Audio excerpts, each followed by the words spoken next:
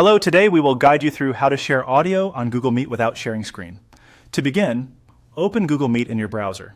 If you are starting from a search page, simply select the official Google Meet result and sign into your Google account if needed. Once you are on the Google Meet home screen, you are ready to set everything up.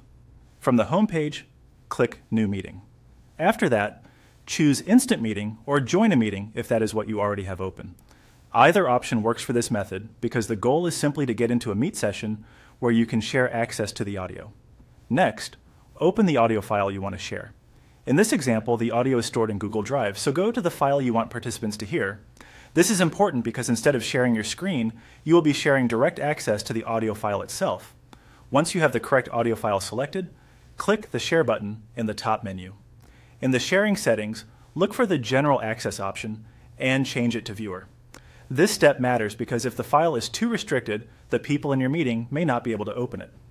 Setting it to Viewer gives them access without allowing changes. After that, click Copy Link, then click Done. You now have a shareable link to the audio file, and that link is what you will send into Google Meet. Go back to your meeting and open the Comments or Chat section, usually found on the lower right side of the screen. Paste the Google Drive link into the chat and send it. Once participants receive the link, they can open the audio file directly, which allows you to share the audio without showing your screen.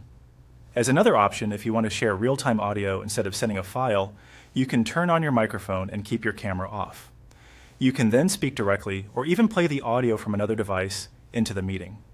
This can be useful if you want others to hear something live without presenting anything visually on screen. A quick tip before you finish.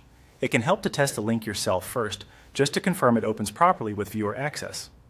That way, your participants can listen smoothly without permission issues. And that's it. You've successfully shared audio on Google Meet without sharing your screen.